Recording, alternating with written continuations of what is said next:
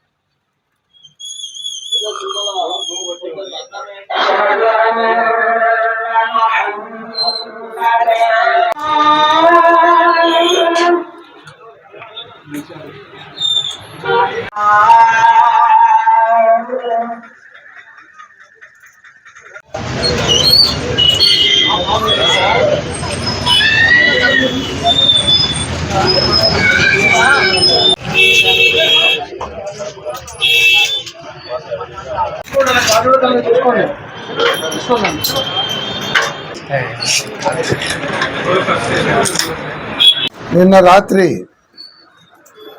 YSR Congress party ward office మీద తెలుగుదేశం గుండాలు తాగి ఇక్కడికి వచ్చి దాడి చేసి ఇక్కడంతా ఆఫీస్లో ఉన్నటువంటి వస్తువులను పగలగొట్టి ఇక్కడ ఉండే వాళ్ళని కూడా కొట్టి గాయపరచడం జరిగింది. ఇది చాలా దుర్మార్గమైనటువంటి విషయము.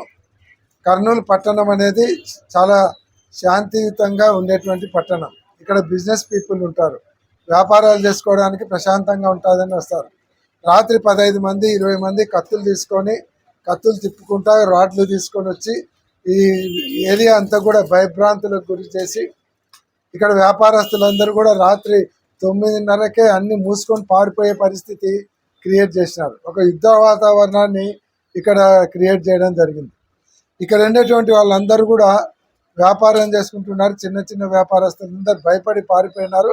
మళ్ళీ వాళ్ళు ఇప్పుడు కూడా అంగళ్ళు తెరుచుకోవడానికి భయపడే పరిస్థితులలో ఉన్నారు.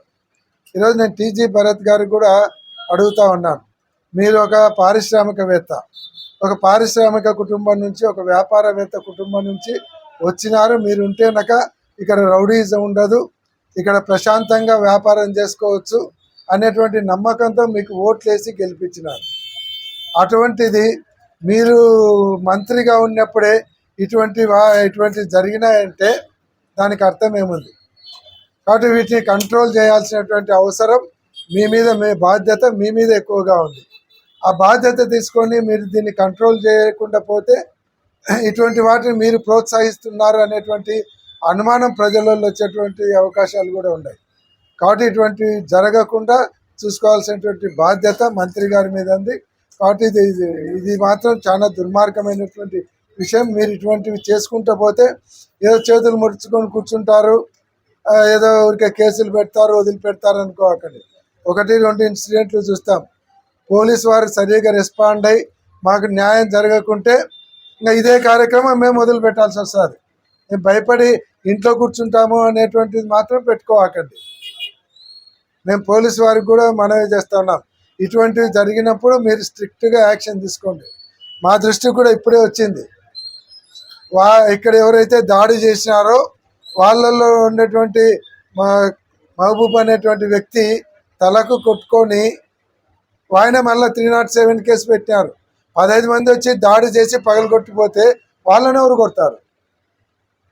వాళ్ళకి ఎక్కడ గలాట జరిగింది, ఆ సీక్వెన్స్ ఎక్కడ, వాళ్ళంతా పగలగొట్టిపోయినారు, ఎవరు లేరు ఆ సమయంలో. ఒకరిద్దరుంటే పారిపోయినారు.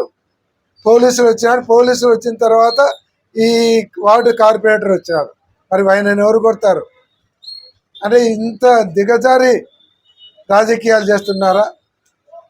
ఇటువంటి వాటిని కూడా పోలీసు వారు గమనించి ఏదైతే న్యాయబద్ధంగా ఉందో, ఎవరైతే తప్పు చేశారో వాళ్ళ మీద శిక్షించే విధంగా ముందరికి రావాలి.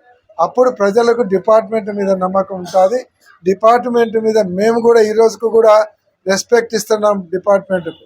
అందుకే మేము కంప్లైంట్ ఇచ్చి ఊరుకున్నాం. మీరు మాకు న్యాయం జరుగుతుంది అనేటువంటి నమ్మకం మాలో కోల్పోయినామంటే ఇంకా మేము పోలీస్ స్టేషన్కి వచ్చి వేస్ట్, మన పని మనం చేసుకుందామనే పరిస్థితికి మేము వచ్చే పరిస్థితులు కల్పించొద్దని పోలీసు వారిని కూడా కోరుతా ఉన్నాం. దీని మీద వెంటనే యాక్షన్ తీసుకోవాలి. ఏదైతే ఫాల్స్ కంప్లైంట్ ఇచ్చారో దాని మీద ఎంక్వైరీ చేసి ఆ కేసును తీసేసే విధంగా పోలీసు వారికి చర్య తీసుకోవాలి. ఇటువంటి ఫాల్స్ కంప్లైంట్లు రిజిస్టర్ చేస్తా పోతే కేసులకు అంత ఉండదు అనేటువంటి విషయాన్ని కూడా నేను తెలియజేస్తా ఉన్నాను.